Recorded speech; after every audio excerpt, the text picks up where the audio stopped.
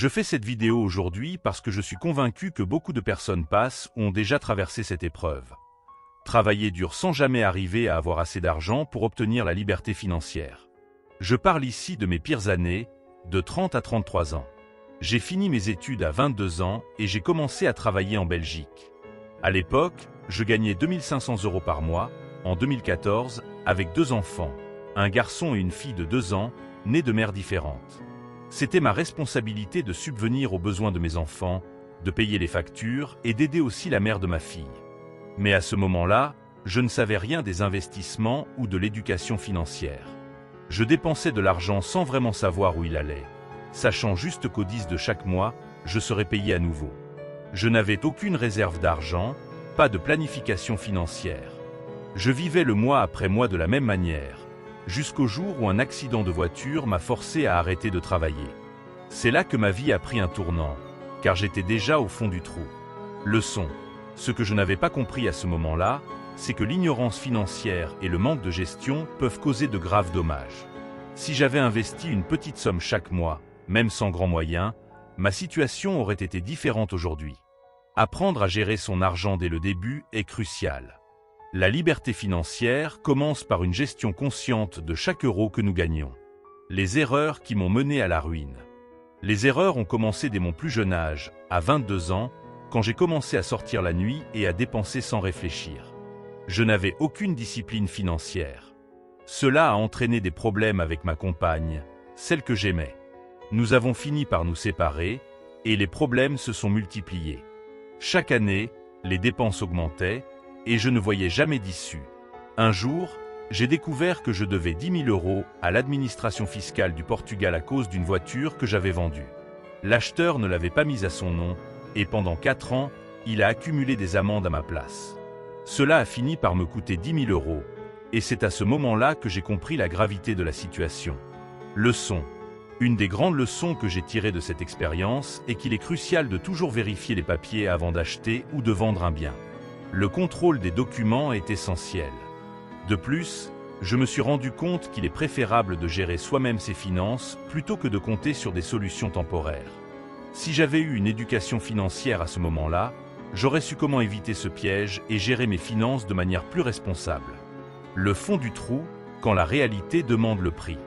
Avec mon compte bloqué et mes dettes qui ne cessaient de s'accumuler, ma vie est devenue un enchaînement de jours de plus en plus sombres. Chaque journée était une lutte pour pouvoir survivre, et le fardeau émotionnel était accablant.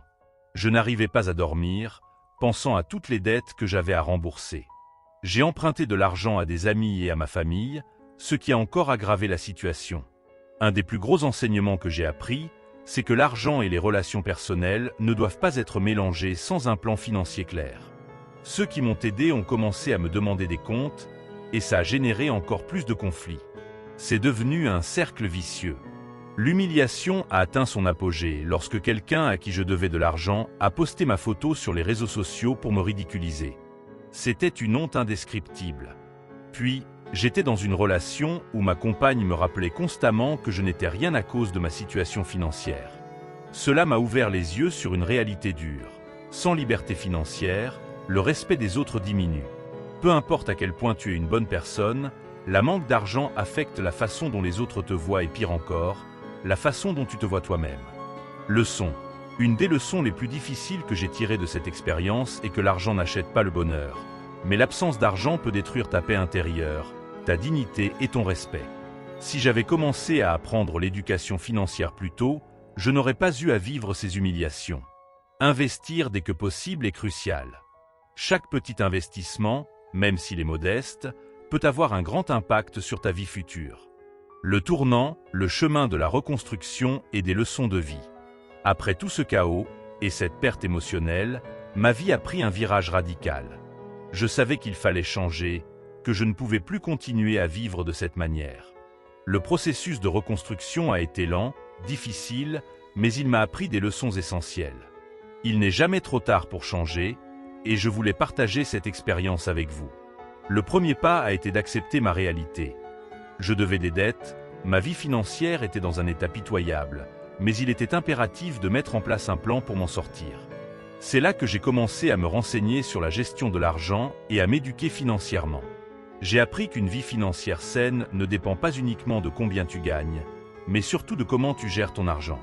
J'ai commencé à couper les dépenses inutiles, à rembourser mes dettes, et j'ai surtout commencé à investir de manière régulière, même si c'était des petites sommes au début. L'important était de commencer et de ne pas abandonner. Aujourd'hui, je sais que la liberté financière ne signifie pas être riche, mais d'être capable de prendre des décisions sans être limité par les dettes. C'est ne pas être esclave de l'argent, mais d'avoir le contrôle pour l'utiliser à bon escient. Leçon: si j'avais commencé à apprendre la gestion de l'argent plus tôt, ma vie aurait été différente. Mais il n'est jamais trop tard pour commencer. L'éducation financière, la constance et la patience sont les clés pour sortir de la spirale de l'endettement. Peu importe où vous en êtes, il est possible de reconstruire vos finances avec discipline et détermination. Si vous êtes dans une situation difficile, sachez que vous n'êtes pas seul. Le chemin vers la liberté financière est difficile, mais avec de la discipline et un désir sincère de changement, vous pouvez tout reconstruire. Apprenez dès maintenant ce que j'aurais aimé savoir plus tôt.